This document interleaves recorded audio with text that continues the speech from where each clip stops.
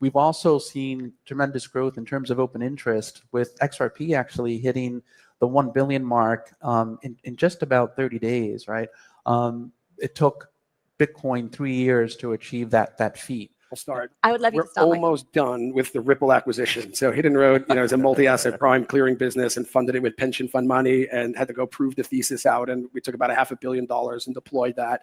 And then the change of administration last year in November really, was positive for the crypto side of things. Ripple was a small investor in us, and a pretty organic conversation. And when you look at Ripple's, balance sheet and treasury, that immediately makes it one of the largest balance sheets, not just as a non-bank PB, but amongst tier one banks as well.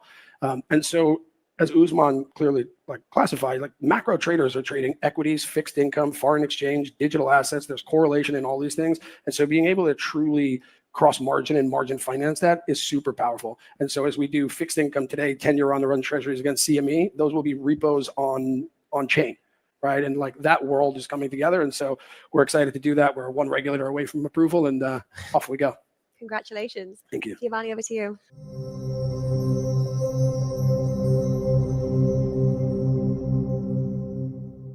One regulator away from approval, and off we go, bro. I don't even what's this man's relationship with Ripple?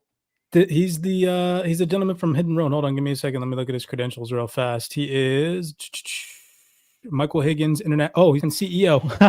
Wow. Okay. I wasn't expecting that last part at all. That's why I was like, my ears started perking up. Man. All right. This whole, so if for you, those of you guys listening, what's going on, everybody? Welcome to the Wealth 28 Club podcast, Friday call.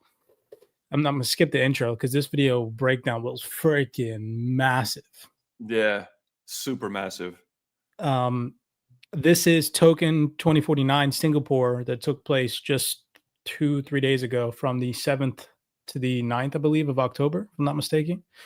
So fresh. This video that you guys just listened to only has 36 views so far. So that's it. Yeah, that's it.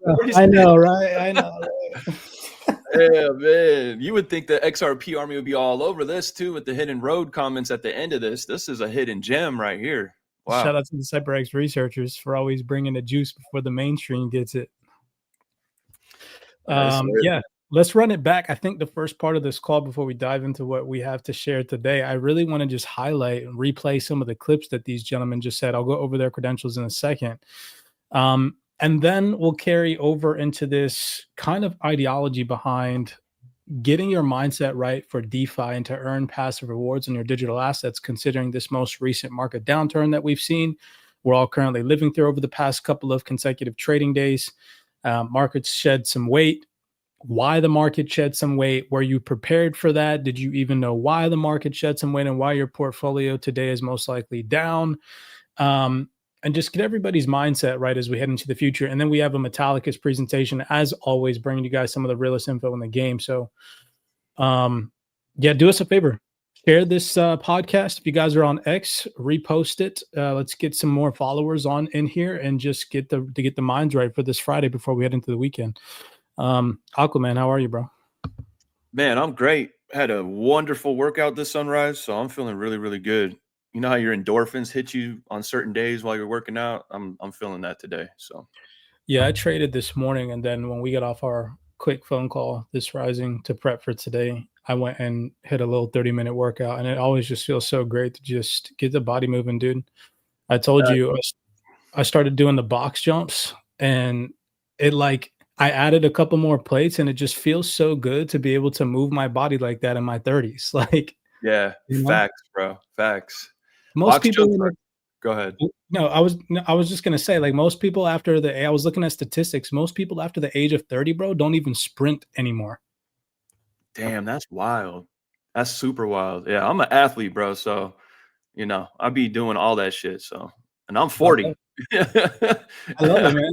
I mean, health is wealth. Real wealth is health. And if you're not focused on your health, what's money really to you then? Man, you can't.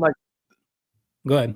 No, I was just gonna say I'm in this new routine where I just need to work out an hour a day. It's like a must for me to have a complete day now.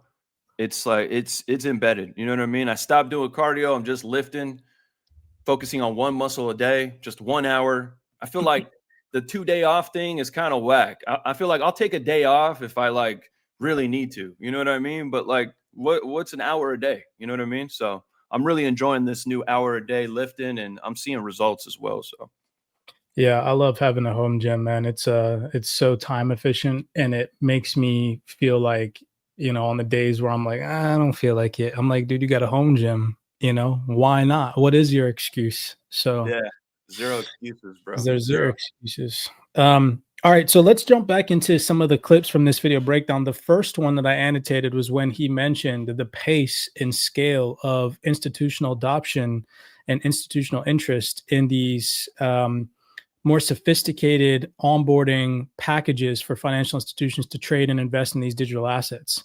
So he was talking about how XRP hit $1 billion of open interest in just 30 days from the launch, whereas Bitcoin took 3 years to achieve this status here. So I just want to run that back because that's like an eye opener to all the people that are like, oh, these institutions aren't going to be interested in altcoins. They're only going to be interested in Bitcoin. No, that's 110% false and an outdated perspective.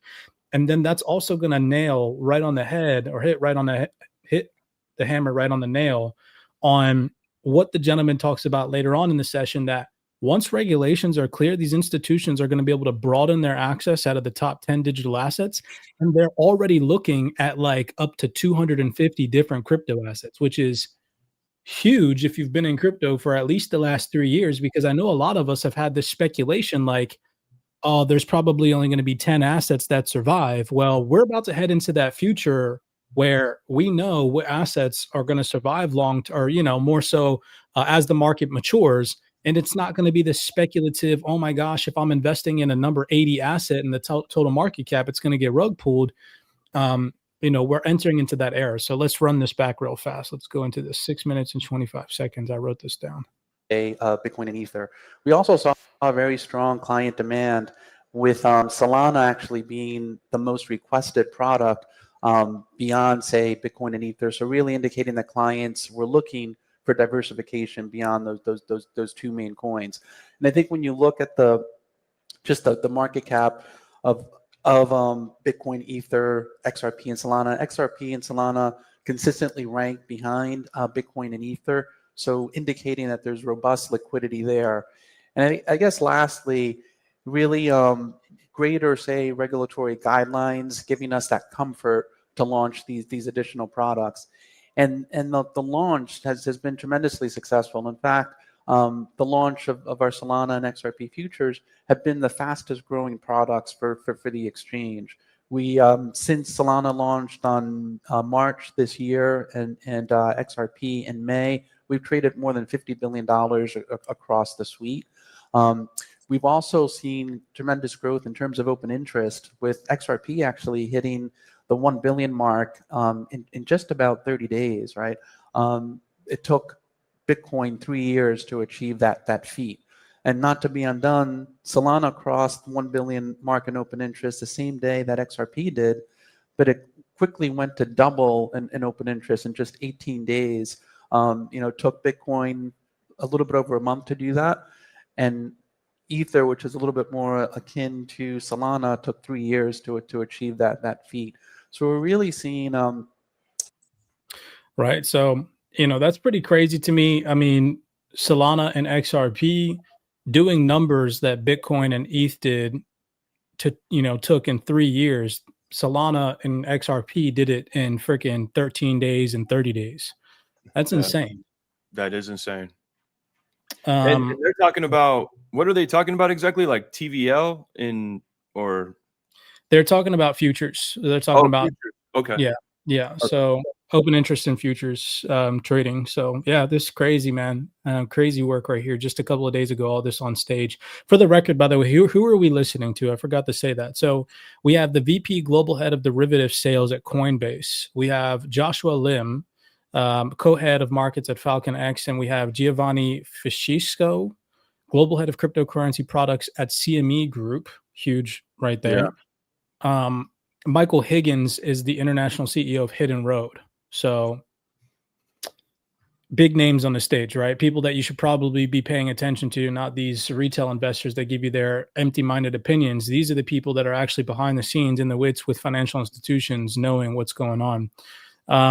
The second thing that I wrote down is when this gentleman here says that the collateral that institutions will post using digital assets will dwarf today's posted collateral, which me and you, we've always said this, like DeFi is one of the most underrated spaces in crypto because it actually provides real world utility, but nobody wants to pay attention to it. It's like, Yeah. And what he had said, I forget who said it. It was like towards the end when we were listening to the end of this podcast or this what would you call this actually? panel discussion of some Panel discussion, right? He had said TradFi will be basically in the same category with DeFi, and you're going to be able to pair up TradFi with DeFi and digital assets. So I'm thinking of that like, damn, so are we going to see liquidity pools like, you know, XRP and Tesla stock liquidity pool, 100%, XRP and Apple stock liquidity pool? 100%. Like, Bro, 100%. And anybody that is fading DeFi right now is soon to be mind blown at how it becomes very quickly almost like a prerequisite for like crypto holders. Like if you're not using crypto for DeFi related things, it's like, why are you even holding the asset? It's going to become like that in the near future. Like one of your assets, at least at a minimum, should be doing something for you being put to work. Crazy times. I want to listen to this clip where he says how the collateral, I'm pretty sure he said this, the collateral that's being posted right now in digital assets compared to what's coming is going to be dwarfed. Agreement, how you get access under certain situations. So that's just like general type of collateral. In terms of like what collateral we're getting, a lot of people still want to trade the Bitcoin basis trade. Bitcoin is a non-carry asset. And so being able to post that as good collateral and have somebody like Hidden Road finance dollars to perhaps run a Bitcoin basis trade where I think we're still the only FCM that takes Bitcoin and will finance dollars to cover span margining. In that setup, you need to understand not only and model the basis risk, but understand what that Bitcoin as collateral is. Playing on that, it's XRP, it's Solana. Moreover, you're starting to see that in securities. Everybody's been buying ETFs, and now you have security law interest introduced, but they're long ETFs, short front month CME future. Again, the liquidity side is really important. Josh briefly mentioned it, but I think it's really important that as large institutions come into this space, the quantums of collateral that they post will dwarf where we are now. It is critical that you have assets that pay positive carry for that, and those need to be digital. And so this is certainly. It's imperative that you have assets that are positive carry assets. That means they generate yield, y'all. yeah. Okay. And he said the collateral that's being posted now is going to get dwarfed compared to what these institutions are about to put on. I've been telling, I swear, we have been telling people that these institutions are not going to sell their crypto. And this is just more, we got to make a huge compilation of people saying the most bullish shit that's happening right now in real time. It's going to dwarf. That's wild to me. Like, what type of money are you talking about? Quadrillions? Well, listen to what they say next, because here, this dude from, I think he's the guy from Coinbase, says we can't even fathom how much capital is about to come. Check this out. God damn. Man, maybe we can start with you here. Sure. I think I think a year or two ago, there was concern that with the launch of ETFs, we're going to have bifurcated liquidity, where as IBIT and other providers grow, those assets stay in TradFi and can't flow down into crypto. I think we've seen some of that shift, and DATs have really helped, where the managers of the DATs essentially have to do something with the assets that they purchase, and that activity is flowing down into the crypto economy, whether it be via DeFi, lending, or going further down the stack of crypto assets. So I think we're definitely going to see some spillover. I think we already have. I just think that it's going to be a multi-step process. But ultimately, as Mike and Josh and Giovanni have said, that once we unlock institutional capital, I think we don't really fathom just how big the institutional capital is, or the TradFi capital coming into crypto. Go ahead, bro. The floodgates have opened, baby. The dam is Dam has broken. been broken. Get in. The water's warm, baby. The water's warm. Dip your toes in. The water's warm. DTCC, man. If you've been on these Friday podcasts with us, we are nailing it on the head week after week. Wow, what a Literally sync, man. It's so crazy. That one's wild. All right. Next one, this dude said professional investors are seeking yield, which just goes hand in hand with what the gentleman from Hidden Road said, that, you know, the digital assets that they're going to need to have after posting their assets as collateral on the opposite side are going to need to be positive carry assets. So they can post a negative carry asset like Bitcoin, even though Bitcoin's becoming a positive carry asset with DeFi now. But before, and just like XRP, it was an asset that didn't produce any yield. So you can post your XRP or your Bitcoin, a non-yielding asset, as collateral, and in return, you can get stable coins, or you can get, you know, whatever you can get against it, whatever you borrow against it. In some cases, it could be more crypto. In some cases, it could be stable coins. And then because, you know, you lent out your asset, it's now earning yield, turns into a positive carry asset, while at the same time, your borrowed asset can also be generating you passive rewards.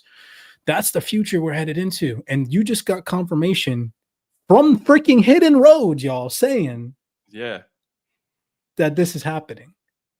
Yeah. Very important people on this stage. These are not just regular Joes. Well, 28. We've been telling people this for over almost 2 years now, going on 2 years. Literally. All right. Professional investors seeking yield. Let's listen to this one. This is 13 minutes, 24 seconds. FalconX have been as a facilitator, you know, execution partner, custody and staking partner for a lot of these treasuries. And I think it does mark like a very significant milestone for our asset class, that these assets that had previously been pretty dispersed across a lot of early adopters, high net worth people, you know, retail holders, are now being reconcentrated and sort of accessible to a lot of the folks in the institutional category like us, in these sort of vehicles that are professionally managed. So it does really change like the character of the industry and how these assets are getting deployed. For us, it's important because we're then now talking to investors, professional investors that are very familiar with derivative strategies, generating yield.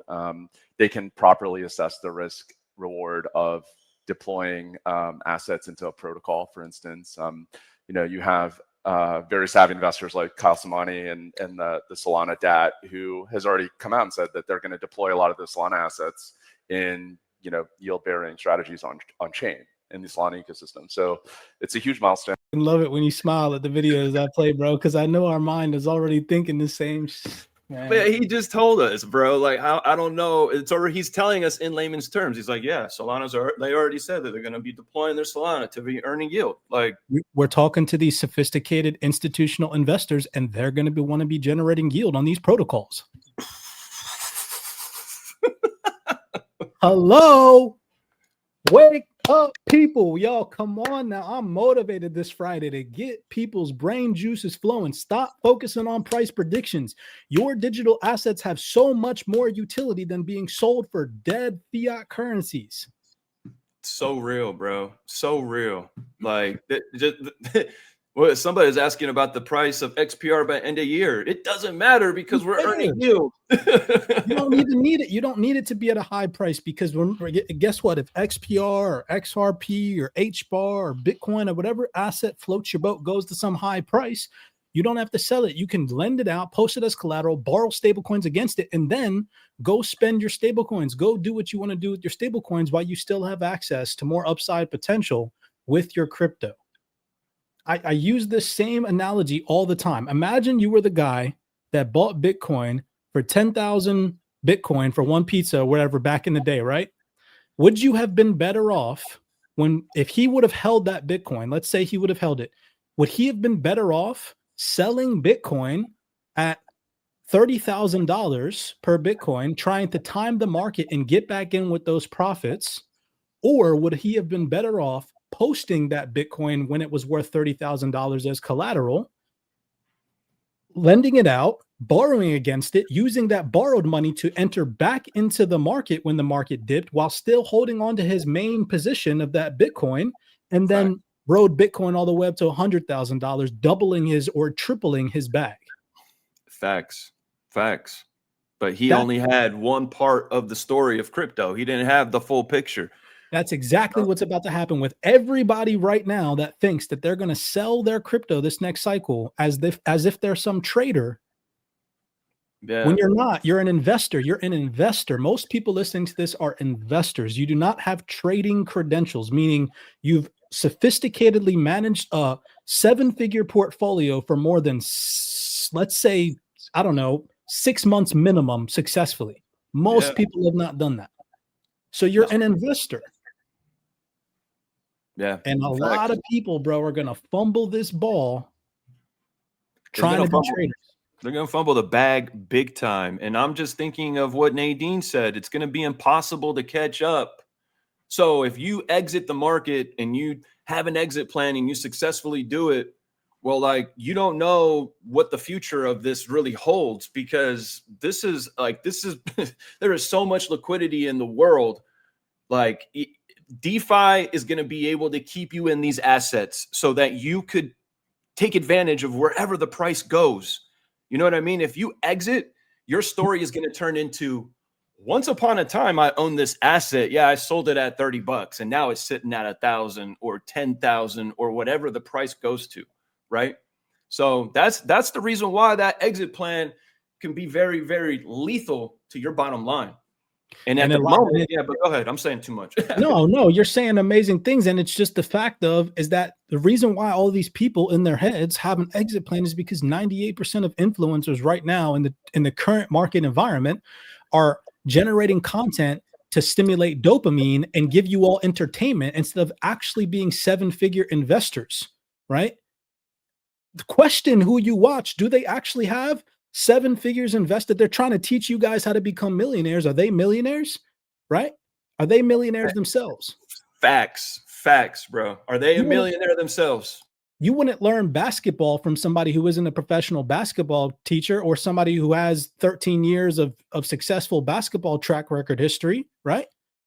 Why would you listen to some retail investor that's been on the internet, was able to accumulate 100,000 followers on YouTube, telling everybody that they're going to become millionaires, but has never actually achieved millionaire status? It makes no sense. That's the world we live in right now. And a lot of people are going to get wrecked because of it. Whereas instead, inside the CYPRX community, you have 5 different freaking mentors.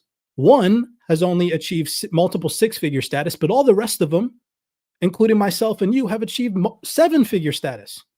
1.5% club, bro. And maintaining, not being immature, not going out here doing wild ass shit like, oh, let me just, you know what I mean? You give that type of money to somebody else and they're going to start living differently and they're going to be immature with that type of portfolio. It's not going to last long. I don't know if it's because I want other people to win or I just have faith in the human population or what it is, bro, but it just doesn't sit well with me that so many people are about to miss out on so much wealth because they're following just the wrong people. And it's like, I don't know, man, I can't sleep at night sometimes because I'm like, man, people are getting wrecked with these. Dude, there should be regulations. I'm going to go out right and say this.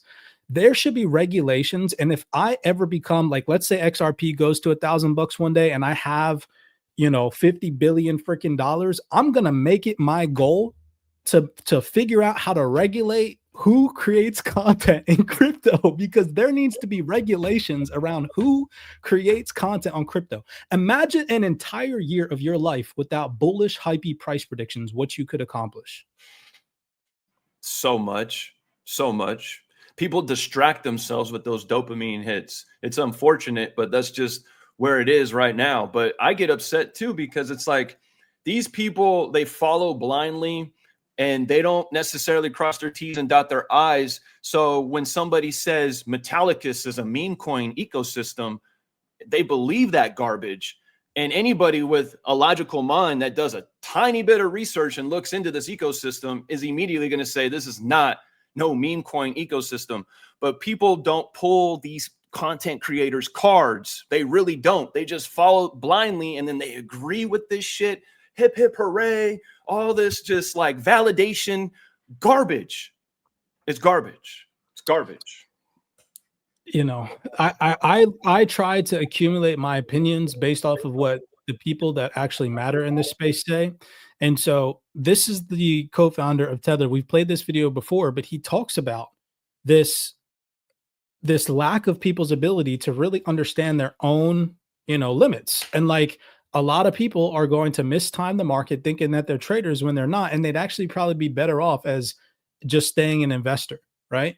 And this, I'm going to show you guys, like, just look at the current landscape today. So I want to play this video clip, and I want to seriously ask you guys watching a question to just get the brain juices flowing and really make some serious mental restructuring as we head into 2026. All right. So listen to what this dude says. By the way, I'm just going to go out right and assume I haven't looked up this guy's net worth, but he's the co-founder of Tether. So I'm going to assume his net worth is probably more than like 50 mil minimum, right? I mean, probably way more than that. I'm just putting that as a minimum. So he's probably just, I'd listen to what the heck he has to say, because he can manage money pretty well and is a co-founder of one of the biggest, if not the best performing business in all of history, right? So listen to what this dude says. Or whatever. If I had that minimal exposure, I would not pay that much attention. If I had to ride through a downturn for a couple of years, I'd say whatever. And the reason is this: the greatest risk when you are involved in a investment that has a very long trajectory, but that's got volatility along the way, the greatest risk you have is that you exit and you never get back in. And that risk is so great, in my experience. I've never exited. I just have held my crypto. Could I have done amazing if I had sold at the lows and, or sold at the highs, bought back at the lows? Of course, but I never knew what the lows were, and I never knew what the highs were. So when people talk to me, as they do all the time, and they say, it gets kind of annoying sometimes too. Oh, Bitcoin dropped 10, 15%. Should I sell? It's like, well, yes, if you literally are going to miss your rent because you needed that money, but you shouldn't have had that in there if you were in that situation. All right, check this out. So first off, bro, don't listen to us. There's a co-founder of Tether. He's saying don't exit. I think people really need to understand that these influencers that are creating content to this day, what they do is they latch on to understanding that the vast majority of people, meaning again, a large percent of the population, are suffering financially. So they gravitate their attention towards lynching onto your want to become wealthy. And they pump in your head that if you do what they do, which is sell, like they can do it successfully, which they most likely can't. They're manipulating you to believe that because they're good at creating entertainment, right? That you're going to be able to do it successfully as well. That is a false, fake person. Like, you can't think that way. If you don't have a track record of doing it successfully over a year long, successfully buying and selling and buying and selling and buying and selling and re-implementing capital at the bottom and then putting it out at the top, If you haven't done that successfully, what makes you think that you're going to be able to do it in the future successfully, right? I'm not discrediting people's abilities. I know that there are people that can do it because I've built a community over the past 5 years of a team of successful people that can do it, right? But you watching this as the normal 9-to-5 worker who's at your job probably isn't going to be able to run over to a computer if the market's crashing, sell your entire position, and then be in the right moment at the right time at your computer to re-implement all that capital to get more coins. It's not, hello, you guys see what I'm saying? Yeah. And ultimately, it's like most people, they want, like, their mind says, I want to get rich. I want to get rich. And they think by getting rich, they're going to be able to retire as well, which is really not the case, because you really got to get that you got to get that liquidity working for you. But if you just flip your mindset to understanding DeFi, understanding that these digital assets can make you cash flow, you can actually create a whole new plan. Fuck an exit plan. Create a retirement plan. Create a retirement plan, not an exit plan. Yo, you could not have said that any louder. So y'all, everybody listening to this, just think about the current landscape. Ask yourself some questions. Do you know what the local top was? Do you know why the market from October 6th until now has shed over $300 billion? Do you know when the market's going to turn around? Do you even understand why this happened? Let alone, did you sell at the local top? Did you sell at $4.23 trillion, which is the local top? If you did, pat yourself on the back. You're one of thousands, because most likely, if you're listening to this, you didn't. You didn't. Let's just be honest. You did not sell the local top. If you bought into the rally that we've recently seen, which was above $4 trillion, if you've bought in any crypto when we were above $4 trillion, most likely that position is now in the red, right? So again, proving my thesis is that most people in crypto cannot do this properly. Now, I'm not going to try to shill you guys CYPRX, but we do it properly here in this community. Here's timestamps. We are a community with timestamps. We have timestamps to prove everything. We have valid credentials. We have portfolios that we can share to our private community to show that this is all happening in real time. Here's a video from October 6th, private community Zoom call 2025. I actually asked everybody on the Zoom call to type me out a list as a community. Everybody, it was like 70 of us on a Zoom call. We typed out a list of fundamentals that could shape the market and make a pullback where instead of popping above $4 trillion, we actually pull back below $4 trillion. Take a second here and listen, just so you guys as our audience can hear this. That's not in the private community. This is what we talked about days ago. So any renewed escalation that brings back the geopolitical risk premium.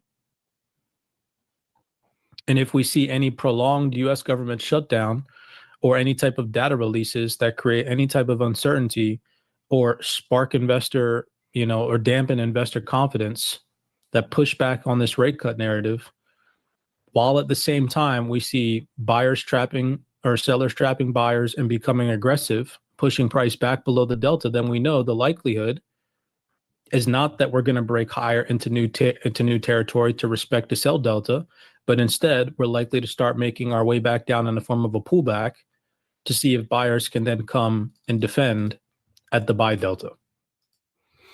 Look at this analysis, y'all, from October 6th, okay, that we did as a community. I wasn't the one that typed out this list. Our community did, because they're educated. And if we come over to the crypto market today, this is exactly what's panning out because of the environment that has been recently created this week. If you don't know about that, head over to my Twitter and read, right? Knowledge is your friend. Knowledge is powerful in this new day and age, and not entertainment. Entertainment, just like fiat currency, is something that you should start to shy away from. You should start to push it out of your life very slowly. It's going to take some time and readjustment, right?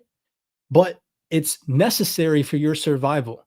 So if you don't understand why the market's down, what global uncertainties hit the markets this rising and created a sell-off in equities, created a sell-off in stocks, created a sell-off in crypto, go be a part of a community. I'm not saying our community is the only one out there, because it's not. It's one of the many out there that actually properly educate our community on what's happening.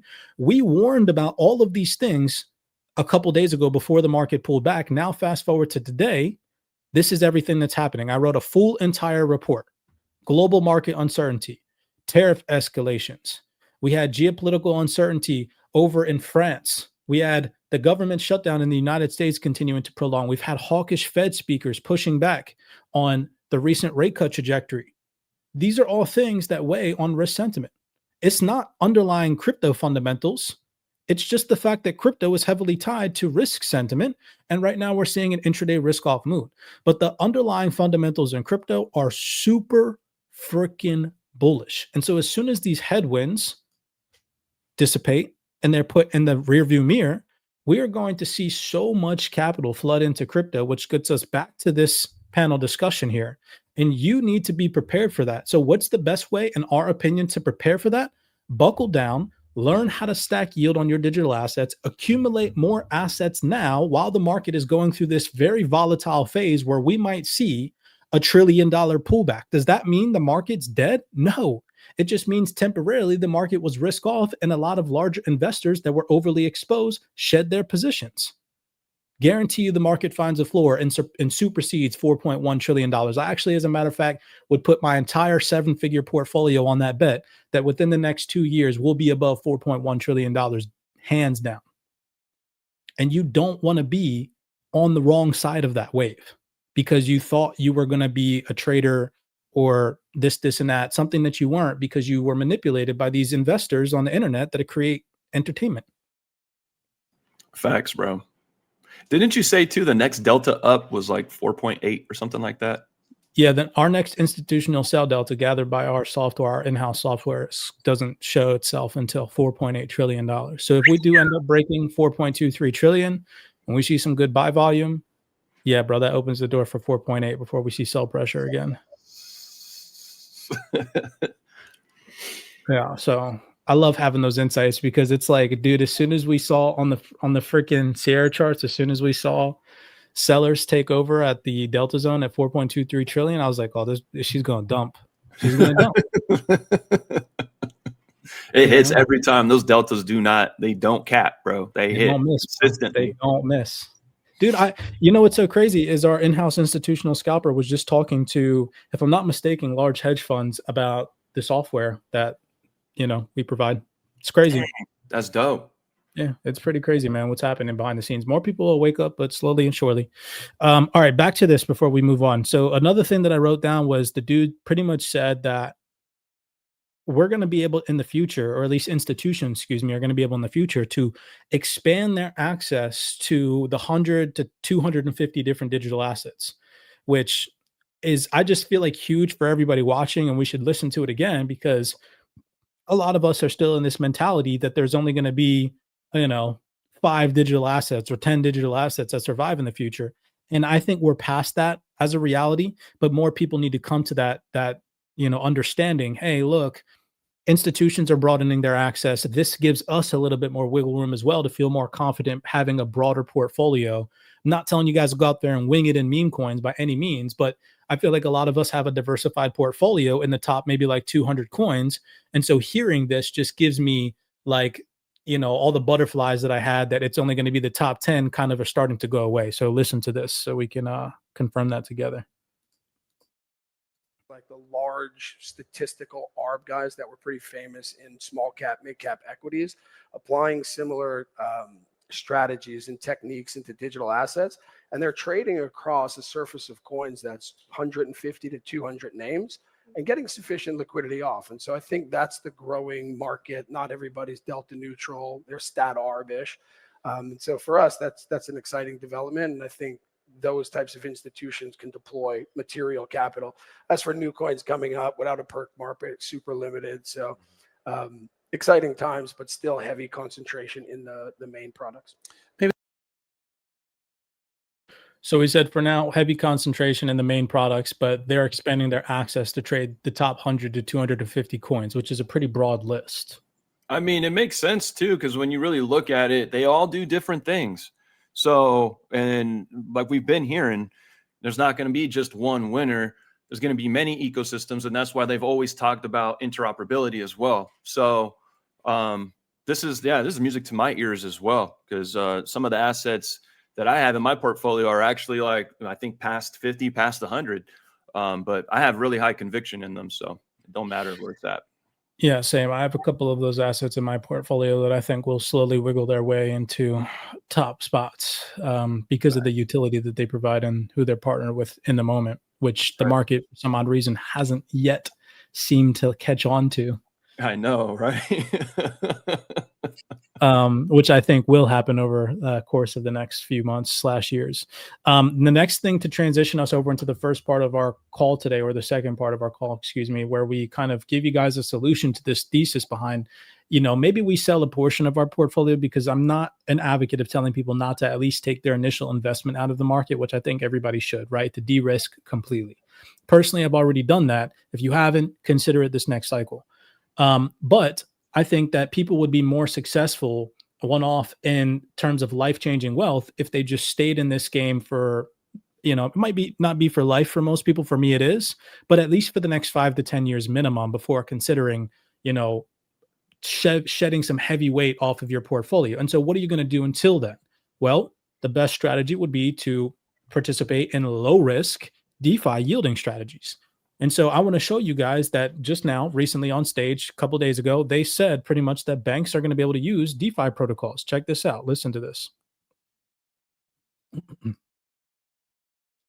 Directly touched on in maybe like the Genius Act or any of the kind of I know other thing that's kind of interesting is there's a lot of spillover effects into DeFi world, right? So if you think about the growth of hyperliquid, even though it's not directly touched on in maybe like the Genius Act or any of the kind of regulatory frameworks thus far, the reason that there is so much volume there, I think, is because regulated firms in the U.S., prop trading firms, high frequency trading shops are emboldened to basically participate in these venues. It's easier to get through risk and compliance committees to deploy on this, given the just favorable backdrop generally, and the fact that like it's less likely for you to get prosecuted down the line for participating in these things, because there's a more kind of forward-thinking approach to innovative platforms. I just think that what Mike said is super important. Right. So he's pretty much saying that the regulatory environment has shifted and that these banks and institutions have an environment now where they can participate without feeling like they're going to get pinched down the road for not being regulatory compliant or whatever the case may be. That is a huge shift in terms of sentiment compared to where we were at just a year ago. Right. Yeah, facts. Just curious to know if like BSA compliance plays a role with who he's referring to. Yeah, I wonder. The last clip that I'll play from this is where the gentleman from Hidden Road stresses on something that Aqua and myself have talked about in previous podcasts. It's this notion that we're headed into a future, and I guarantee, I'd say probably 5 years minimum before your business, if you work for one, you have a 9-to-5 job, starts implementing this. Within 5 years, I'd predict this. Within 5 years, we're headed into a future, a wallet-based system where you're going to have the ability to probably get your paycheck. If you're getting paid once a month, it's probably going to turn into bi-weekly for you. If you're getting paid bi-weekly, so once every 2 weeks or once a week, it's probably going to get turned into every single day type thing. And what people do with that income every day, it's not that your income is going to change, but the frequency in which you get your income is going to change. And so you're going to be able to move your money around at such a faster, more efficient pace. It's going to be paramount for you to learn how to generate yield, because you're getting income every single day. You can make passive rewards on that income every single day, and you can start to pay off your bills and your debt and live a more comfortable lifestyle. And so this isn't about making a whole bunch of money and freaking, this lottery fixed mindset. No, this is a mindset about survivability, longevity, comfortability, and really just changing the old money habits that you had being stuck in the traditional financial system and revamping your educational and strategical approach into this new digital landscape to be able to survive and thrive, right? So if you don't know how, like say, for example, you do get paid bi-weekly, and if your business was to send out a letter or a notification saying, hey, we're changing our account-based system over to a wallet-based system, download this wallet. Once you've downloaded this wallet, you're going to start receiving if you make, $1,500 every 2 weeks or something, dumb that down by 14 days, and you're going to get that much money every single day, right? Instead of every 2 weeks. What are you going to do with that income, right? For a lot of people, they're going to fumble the ball getting paid that frequent. They're going to spend it more often. You, however, because you shift your mindset, are going to earn more frequently, right? And it's going to change everything for a lot of people. But so many people, because they're not digitally literate, they're not financially literate, and they're ignoring this change because they're so fixated on price appreciation, and not all the infrastructure that's going to lead to price appreciation, they're going to fumble that ball. They're going to fumble it real bad, man. Yeah, they are. Man, DeFi is going to help the people that start understanding DeFi early. It's going to help so many people catapult ahead. It really is. Like, I was just thinking about a scenario like, you know, like you have an 18-year-old child and he has a job, but he doesn't necessarily need the job because his parents can pay for, you know, all of his expenses still. But for him to get on his feet, he can go and get a job, and all that income coming in, instead of blowing it, put it into a DeFi portfolio that starts paying him passive income. He can live with mom and dad till 22, 23 years old. And by that time, he'll have possibly, you know, 30, 40, 50K of passive income coming in. That's game changing. Yeah, bro. Just like Christine Moy from Apollo said, that they're building for a future where people retire off of just their savings alone.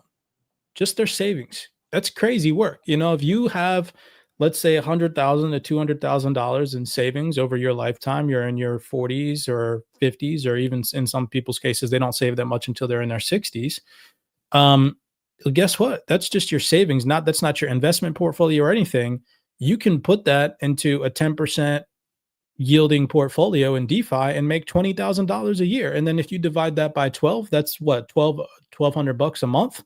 For most people, that covers your living expenses. That's retirement right there. Having the ability to cover your living expenses with your income, right? And still have a little bit extra money left over to live a comfortable lifestyle, to go out to eat, blah, blah, blah, blah, whatever, right?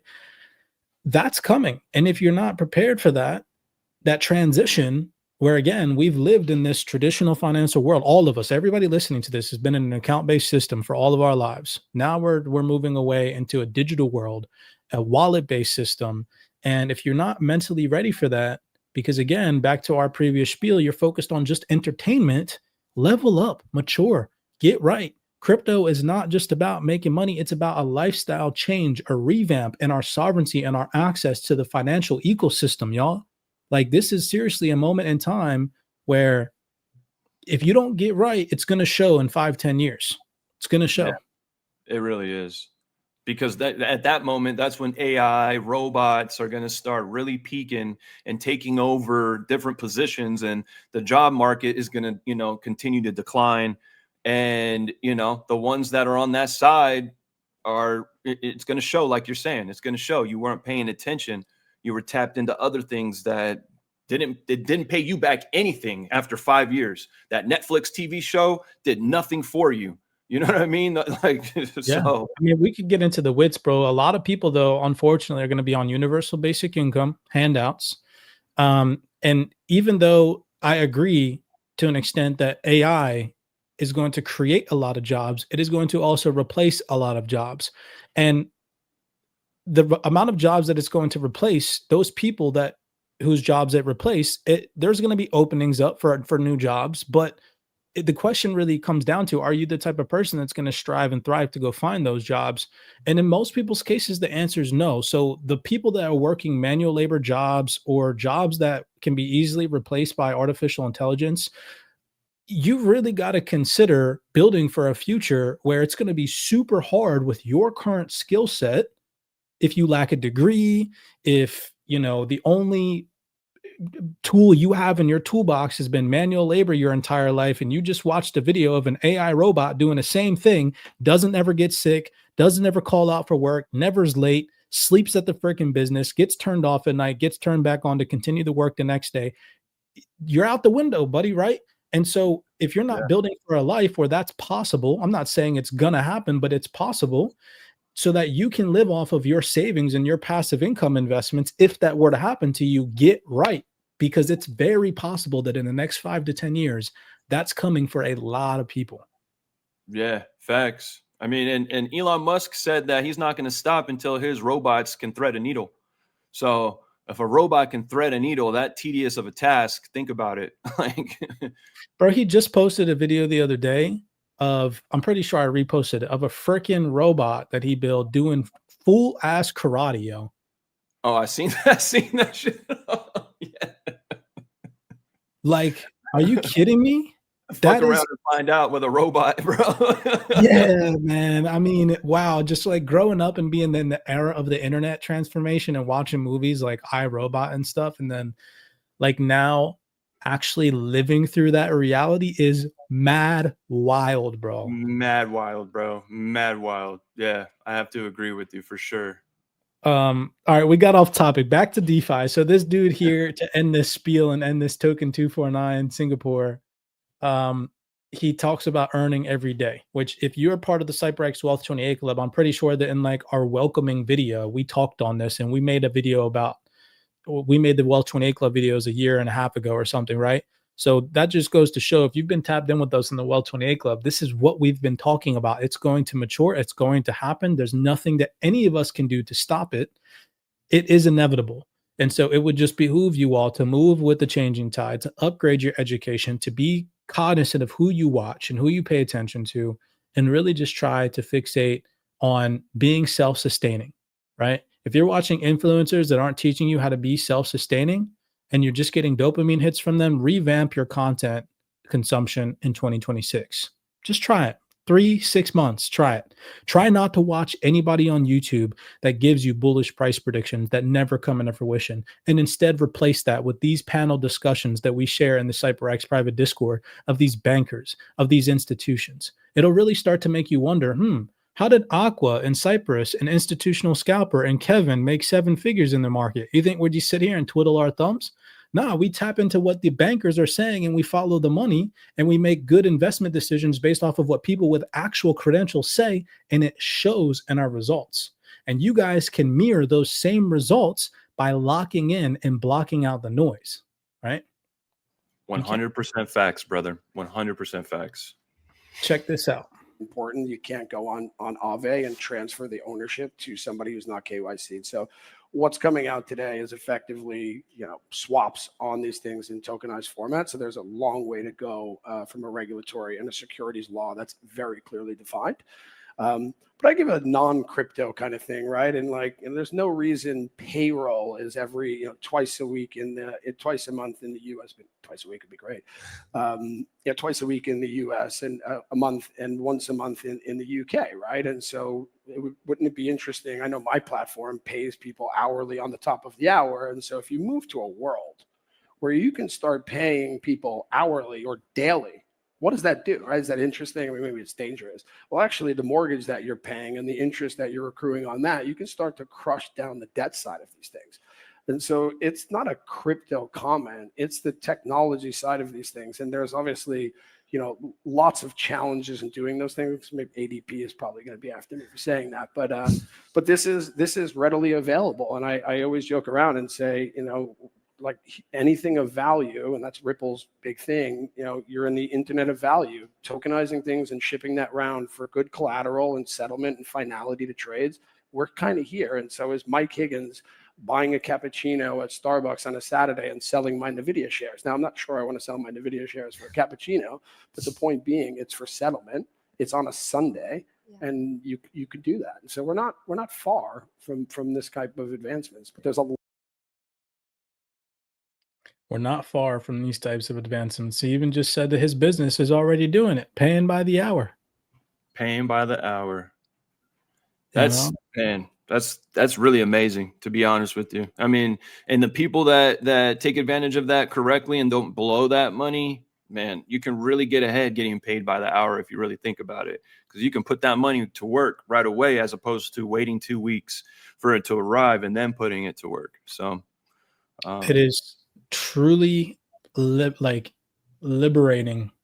You feel like you go through like a liberation, like when you put your digital assets to work and you make your first dollar in DeFi. It's like, this whole time I've been waiting for price appreciation when this whole time I could have been paying myself. Bro, I remember this. We would not sleep when we were building out Wealth 28 Club. Like how excited we were. We probably slept an hour, 2 hours a day, and we were waking up, checking our computer like, is this still happening? It was a miserable sacrifice for the greater good, bro. I remember those days being on calls literally with you, like neglecting my freaking family and whatnot because we were on. Facts, bro. It's paid But off hey, so much though. It's yeah. so much, dude, and it's really taught a lot of good people in our community like how powerful they can become as a sovereign citizen to just take back the power of banking in their hands. And it's like it's really crazy, dude. I haven't even showed you, but I have a portfolio on my computer of over 400 reviews of just all of our community members that have said positive things over the time. And dude, some of them, like if I go back and read them sometimes on down days where like the internet and Twitter's being shit, I'll go and read them for some just motivation. And dude, some of the things that people have said to us in the past are like bring tears to my eyes because we've helped a lot of people change their mindset from this whole, you know, stuck in the matrix, never gonna make it out mindset. Dude, there's a dude. Don't we have a freaking police chief in our community? We do. We Yeah. do. We Yeah. do. We have all walks of life from all parts of the globe. And I have to say that myself too, especially when I would get on the Stairmaster for whatever reason. When I get on the Stairmaster, it would just get me like super, just like, you know, to that point of like super sweating and your mind is like trying to fight and or whatever. But then I would like start thinking of what we built and start thinking of like all the acknowledgement and the appreciation that we get from people. And yeah, it brings tears to my eyes too, because I'm just like, man, I'm really following my alignment with the universe. Like this is really what I'm supposed to be doing, what we're supposed to be doing to give these gems back to the ones that are willing to listen. You know what I mean? We can only lead them to the water. They got to drink the water, of course, but it feels good that we've, you know, a lot of these people are drinking the water. So Yeah, and we're just getting started. Wait till we're the ones hosting a Metallicus conference in 2026. oh yeah, it's going down. So yeah, if you you want to pull up, yeah, look out for that announcement soon because that's going to be a turned up time. And yeah, I can't wait. So let's go. All right. So because we're on the topic of DeFi, before we jump into Metallicus, I just want to show people listening, like this is exactly what the elites, and when I say elites, I mean the people that have their hand in global decision making are having freaking Sunday brunch breakfast over, y'all. Like this is not some scam anymore. They're literally drinking mimosas and tweeting on their phone and writing notes in their notebooks about DeFi and how it's going to be the revamp of the financial infrastructure. So check this out. Shout out to the CYPRX researchers always for this content, which can be found in our private Discord to keep people in the loop of what's happening in closed door meetings. This is from the UK Crypto Asset Business Council's LinkedIn profile. And here, this is just from a week ago. So relatively speaking, at the beginning of October, they posted this and it says, our core message is simple. Clarity is key.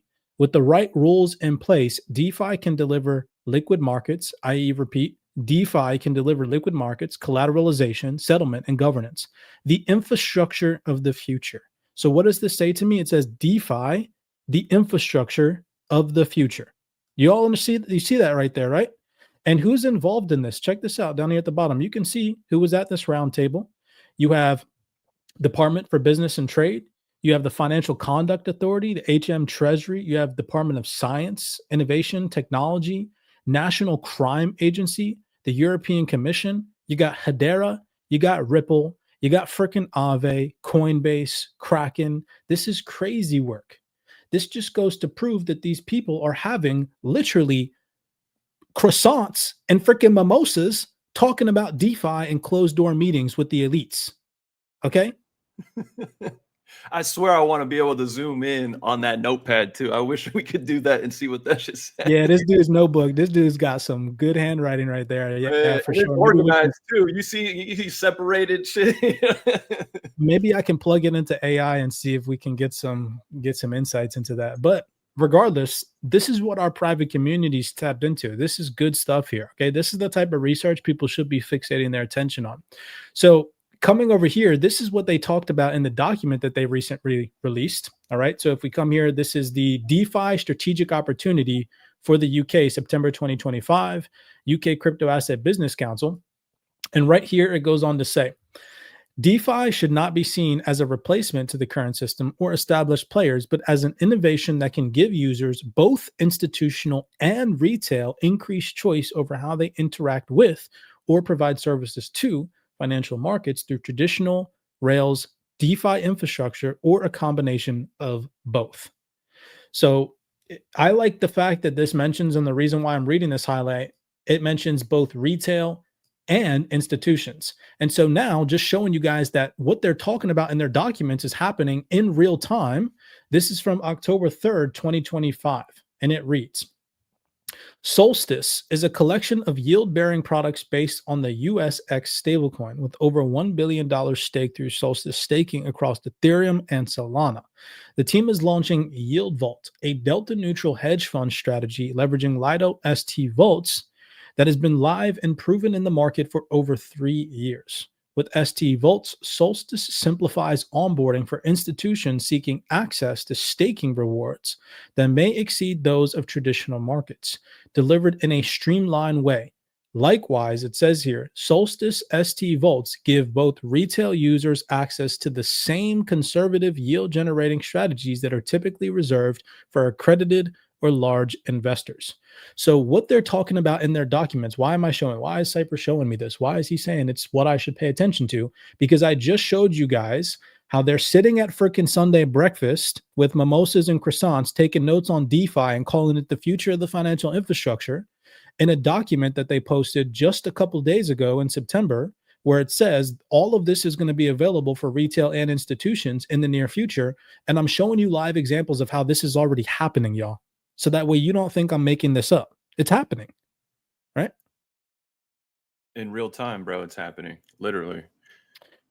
So go ahead.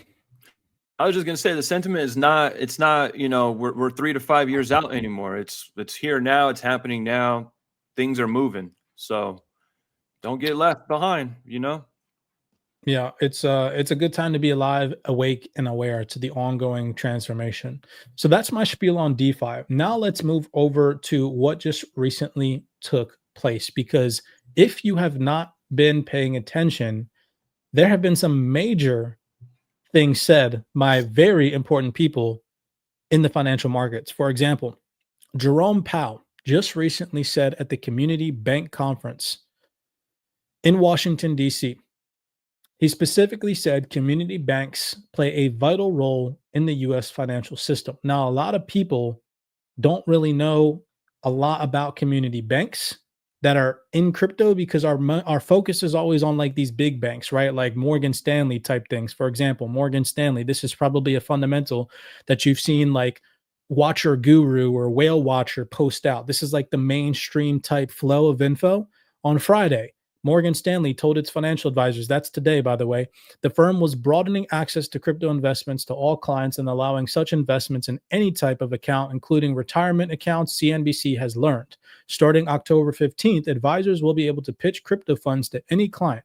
Previously, the option was limited to those in aggressive risk tolerance and at least $1.5 million in assets who wanted crypto and taxable brokerage accounts. That's all changing on the 15th of October. So you've most likely seen those types of announcements. But what about community banks? What's happening amongst the credit unions and the smaller organizations with, $4 billion of AUM or under, right? So you're looking at the hundreds of millions to a couple $1 billion, right? What's happening with those institutions? Groundbreaking things. They are in the process of integrating crypto and blockchain into their core infrastructure as well. And large players in this space that go relatively unnoticed, like Metallicus, are leading the charge in onboarding these financial institutions, allowing and giving access, doorways even, to these financial institutions to build their own compliant stablecoin, to integrate blockchain into their core infrastructure, to service new wallets for their clients directly in the mobile banking app that they're already familiar and comfortable with trusted credit unions. This is all happening. And again, like Aqua said a second ago, anybody that's denying what's happening right now on the Metallicus front because they're biased towards one specific crypto, as if one crypto is going to rule them all. In today's call, we already proved that to be ignorance, right? From an institutional perspective, where the gentleman on stage said that these institutions are starting to broaden their access. They're not just looking at the top 10 cryptocurrencies. They're starting to go past 250 cryptocurrencies, right?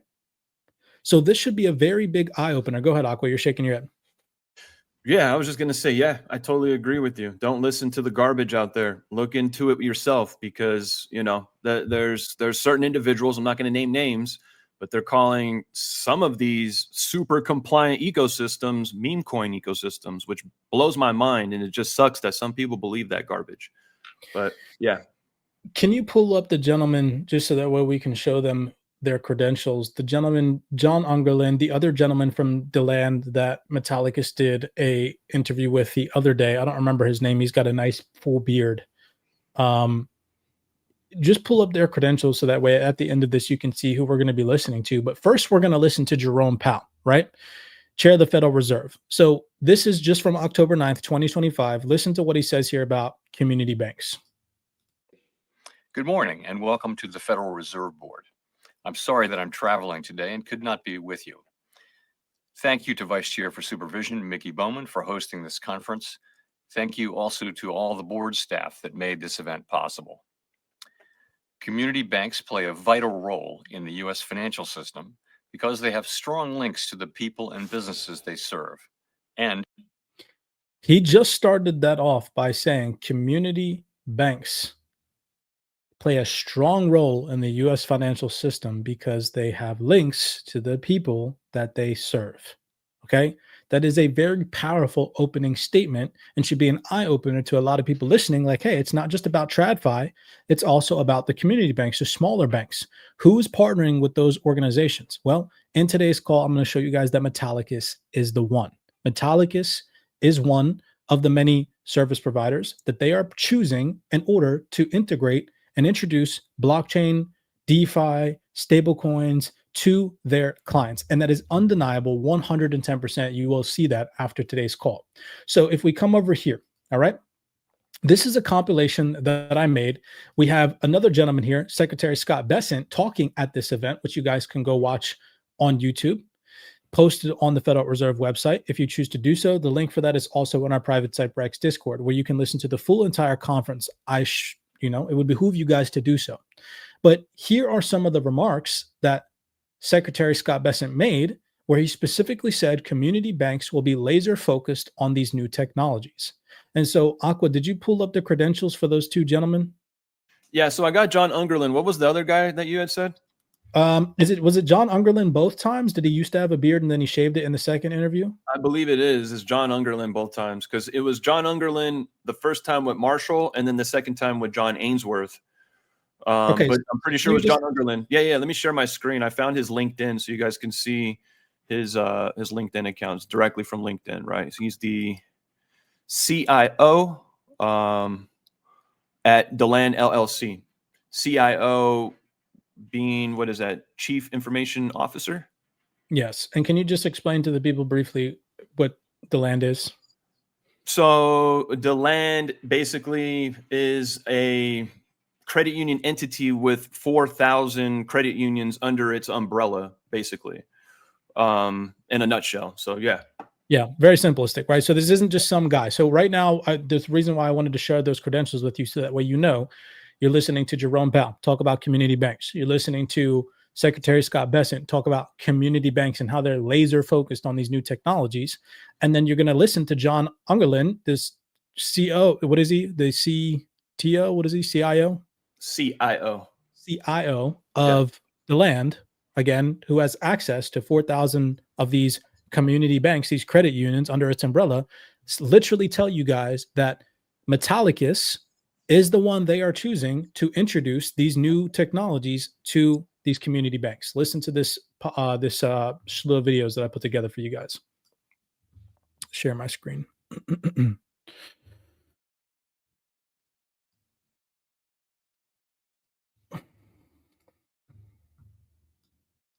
The community bankers are, and the owners, whether they're family-owned banks, whether the shareholders are usually in the vicinity. And I think that they will be laser focused on the new technologies. And obviously, with regulatory developments and legislative movements, stablecoins are going to be an important part of the U.S. economy and the U.S. banking system. And so we thought it was really significant to find a partner that controlled their own destiny and had control of all the ingredients for offering a stablecoin to the credit union and banking market space. And we loved what Metallicus was doing on the stablecoin front and other with their blockchain and DEX capabilities. And we felt like they would be a great partner for us to help provide a doorway. And we loved what Metallicus was doing on the stablecoin front and other with their blockchain and DEX capabilities. And we felt like they would be a great partner for us to help provide a doorway of stablecoins and other services. And I think that they will be laser focused on the new technologies. We've been tracking this space of digital assets now for going on 10 years. You know, I in particular have been a student and passionate about this space for a long time. And as an organization, we've been building intellectual property and preparing for precisely this moment for quite a few years now. And so one thing that I would stress is, you know, what's energizing to us is that we're not a crypto startup firm, and we're not merely slinging, you know, outside wallets. We have worked inside the banking and payments and fintech space for a couple decades, and we have many hundreds of years of experience on our staff working inside the banking and fintech space. And what we've built is a bridge to allow traditional financial institutions to connect to these new worlds of DLT and decentralized money movement and storage. And we know stablecoins like the ones supported by Metallicus are going to be an important part of that doorway that folks will walk through in that world of digital assets. And, you know, with that being a $4 trillion market and growing, we think it's really important for financial institutions to stay plugged into money networks if they want to be in the money business. We see what's happening with stablecoins as very significant. You know, regulatory and legislative clarity came first in the stablecoin sector, and I believe is coming elsewhere with other assets. And we see stablecoins as the doorway through which everyone's going to have to walk into this broader world of digital assets. You know, a lot of these things like stablecoins and digital assets and Metallicus technology, these things have been around working flawlessly for years. These are definitely established technologies, and Metallicus technology, these things have been around working flawlessly for years. The community bankers are, and the owners, whether they're family-owned banks, whether the shareholders are usually in the vicinity. And I think that they will be laser focused on the new technologies. And these are definitely established technologies. And the reason that we built and have launched and have live the digital asset bridge and vault is that we know that financial institutions need to be able to treat consumer digital asset wealth across a number of, you know, legitimate tokens with large market caps and significant utilities. They need to be able to service that wealth as part of their consumer relationship and consumer profile right inside their existing business. And just like with the credit card companies, I think that new payment rails will exist. And I think we have to make sure that it's open for everybody. So JP Morgan, Bank of America may have their own stablecoin, but I think it's very easy, and you'll hear, you have two great participants, that you will hear that for community bankers to join together, whether it's in some kind of a cooperative program, whether, but you can private label these under your own name. I think the second point that Marshall's calling out about stablecoins is another very clear trend. Credit unions and local bankers need to be adopting and experimenting and preparing their own stablecoin offerings, because certainly if you just do basic AI searches, basic Google searches, you'll see that the larger financial institutions that would love to put local small institutions out of business have already built their own blockchain networks for faster, better, cheaper payments. And in the world of money data processing, of payments, of money movement, if your competitor can do something 1,000% cheaper than you, that's endgame. You're done. And what we know is that the large banks have already laid the foundations for their own stablecoin-based payment networks. So JP Morgan, Bank of America may have their own stablecoin. And yeah, I'm sure they'll be happy to lease local financial institutions access to that at usurious rates. But the products like Metallicus and stablecoins and other global stablecoins out there is that these are open, decentralized technologies that credit unions and local financial institutions can use to their strategic advantage. And they don't have to be put out of business by or dependent upon or fleeced by these large banks and service providers anymore. They can take back control of payments. They can take back control of deposits. They can service digital wealth. They can generate revenues. Stablecoins are a great initial doorway to walk through into that house of digital assets. We see it as an important part of any local FI strategy at this point. But I think it's very easy, and you'll hear, you have two great participants that you will hear that for community bankers to join together, whether it's in some kind of a cooperative program, whether, but you can private label these. And that's why we wanted to pursue, and we're excited to announce this partnership with Metallicus. So are we going to develop a new kind of crypto Christmas club? I like that. That's an interesting idea. Yeah. CCC, Crypto Christmas Club. and because I do think one of the great things about crypto is it's bringing young people into the markets, into the financial industry. And I think that community banks, they will be at the front line of providing that. No, it's just been really great meeting credit unions. And when we introduce ourselves, they say, "Oh, we've heard of you. There was this meeting. Who hasn't? That they brought up." And I said, "Okay, what context?" So it's actually, it's very nice that, you know, we're putting a lot of effort into educating credit unions, bringing them onto our platforms, telling them about different products and regulation. It's nice that they are sharing it amongst themselves. For sure. I think that community banks, they will be at the front line of providing that. Yo, so much to unpack there. The three main things I want everybody to focus on is how many times they mentioned community banks, and that these community banks will need to be able to launch their own stablecoin. Even Scott Bessent freaking said that. Facts. And then Deland CEO just said they're choosing Metallicus as the one to be able to do this for community banks and credit unions. Then, last but not least, Scott Bessent said community banks are going to be at the front line of onboarding the younger generation. And then Irina Birkin just said, hey, when we're introducing ourselves to all these community banks, they already know us. I just love the exact same language on both sides. On both sides. Must Two be different coincidence. rooms. It must be a coincidence, right? But same exact language, the same exact language.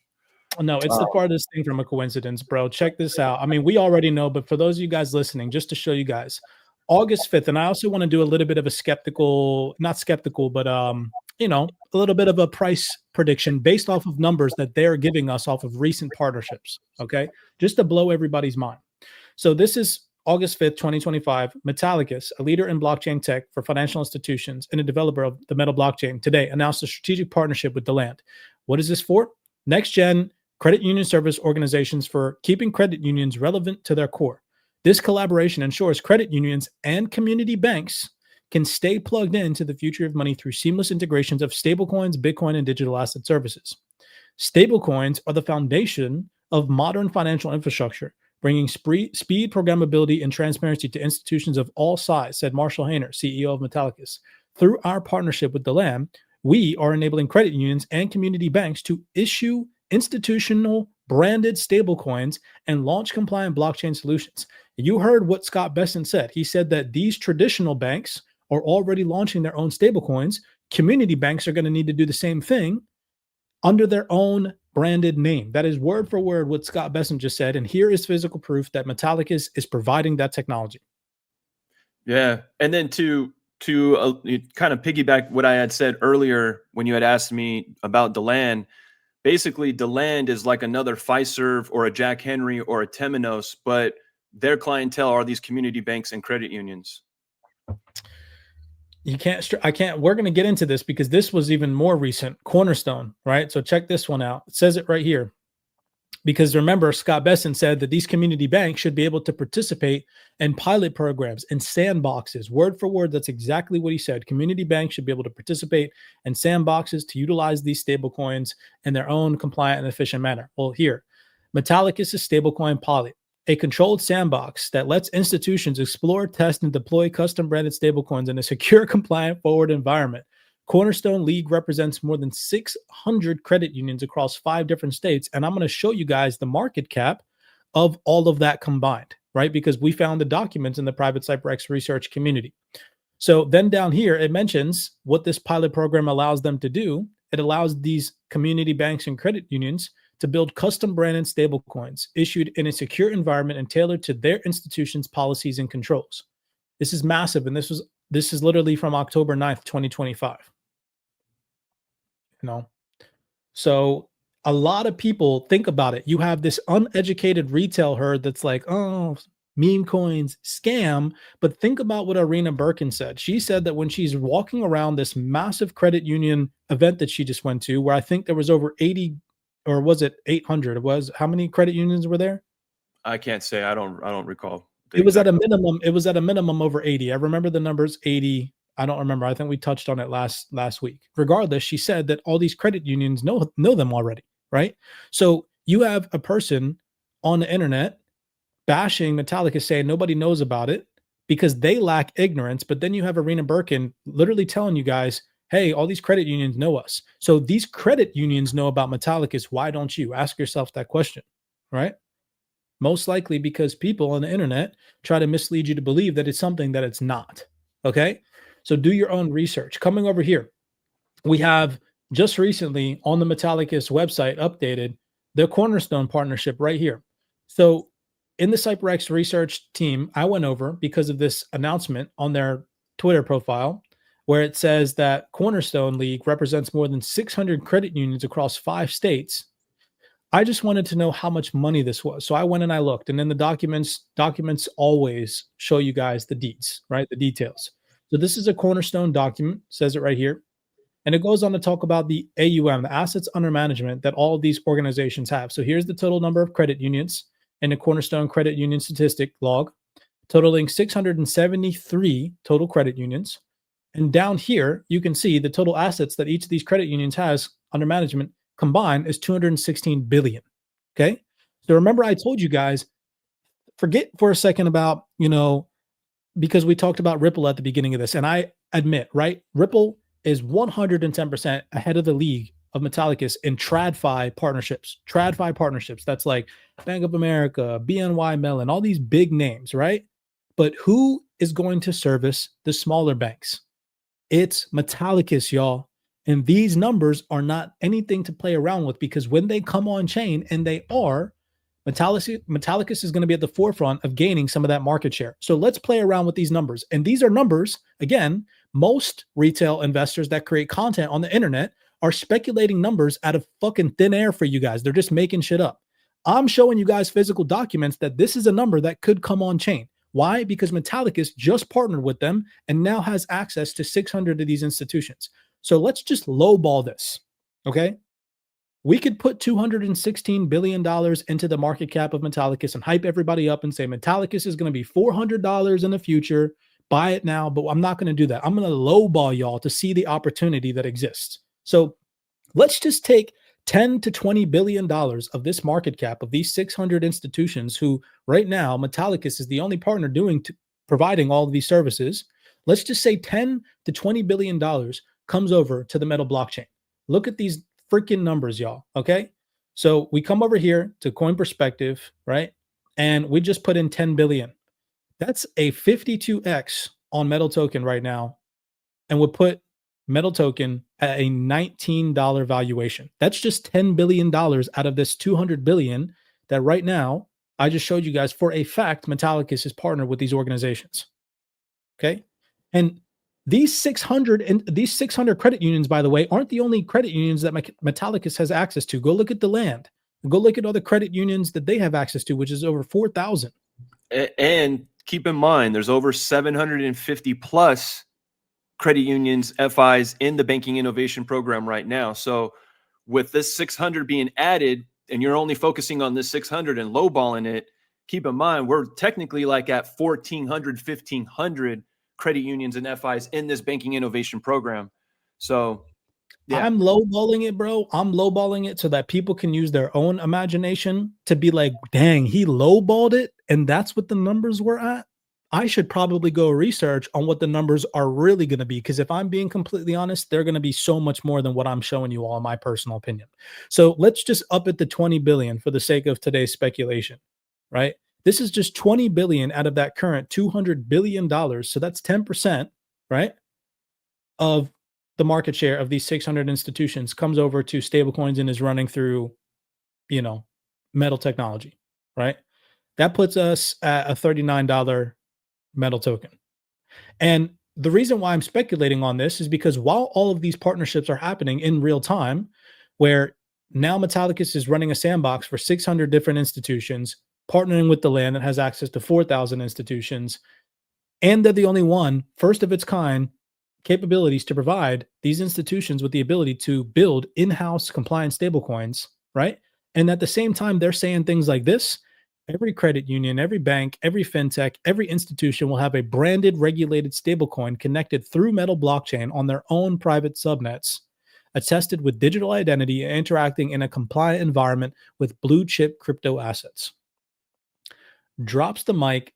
I'll let you guys go run the numbers yourself, but I showed you physical documented proof that these numbers are 110% possible.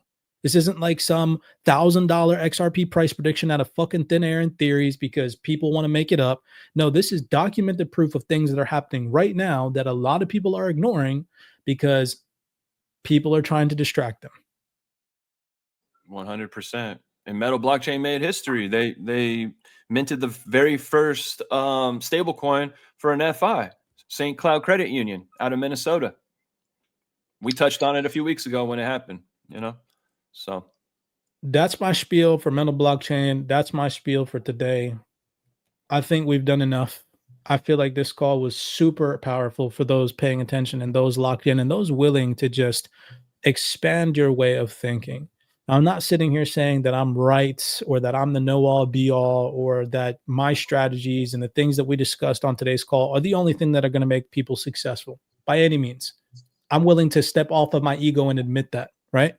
There's many things in this world in these financial markets that I don't know. But the difference between myself and all these other influencers and Aqua and all these other influencers, we are willing to learn and put our ego and our opinions aside to really see what could possibly happen with other technologies and other institutions and really broaden our access to yield generation and DeFi and not just marry biases because we're opinionated on a specific project or this, and that.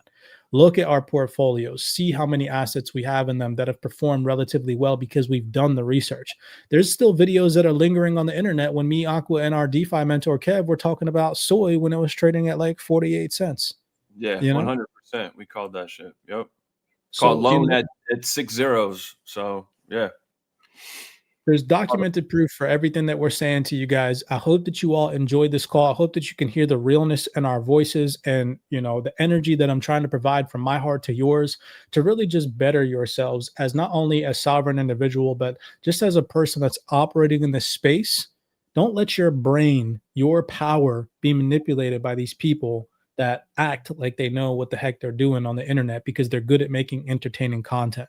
Really push past that this year heading into 2026. Try to really restructure who you listen to, the content that you accumulate, and the strategical approach that you take to becoming whatever it is you want to become, a thousandaire, a millionaire, a billionaire, right? If you're not that already and you're not aggressively moving towards that goal, ask yourself why. Right? It's most likely because of the content that you're consuming, the daily actions that you partake in, which all of these things can be restructured and revamped to push you along a lot faster than what you're currently going through. So blessings to you guys. That's my message from my heart to yours today. Aqua, if you have anything, speak now, bro. Yeah, no, I'm good. Yeah, I think you did an amazing job. That John Ungerlin and Scott Bessent video compilation, how you kept on going back and forth, I felt like was perfect. Couldn't get any better than that. So yeah. I think that's going to be one of those videos, bro, that we look back and it's going to have some good historical context. Like, you remember like 2 years ago when we were telling everybody, playing these videos for everybody, and now look, you know, now look. Somebody had asked how to reach out to us, how to get in contact with our private community. So here it is real fast. You guys can always head over to CYPRXtrading.com. Lots of different options for you guys to be a part of our private community. So you choose to take that route further in your education. It's not for everybody. Some people just like the free stuff. If you guys do just like the free stuff, you can always head over to our YouTube channels. We're posting videos every single day. Both of our Twitter pages always have sophisticated, mature content on it. No hopium, no hype. Really just trying to educate the masses. If you guys want to dive a little bit deeper, you want to tap into our private community, you want to learn our DeFi strategies, how we're exposing ourselves and thousands of dollars into the DeFi market now to generate passive income, you can always head over to 28 Club, the wealth28club.com, or excuse me, wealth28 Club, CYPRX to tap in. And then if you guys want access to our research, hundreds of hours of global research, pretty much all the stuff that you saw today on steroids, the documents nobody wants to read, but always should, the panel discussions that everybody should watch, but never does. Always, our CYPRX research team dropping some of the realest gems on the internet. Head over to the CYPRX Discord and lock in with us. Outside of that, blessings to you guys. We'll see you all on next Friday's call. Everybody take it easy and have a good, productive weekend. Much love, everybody. Peace.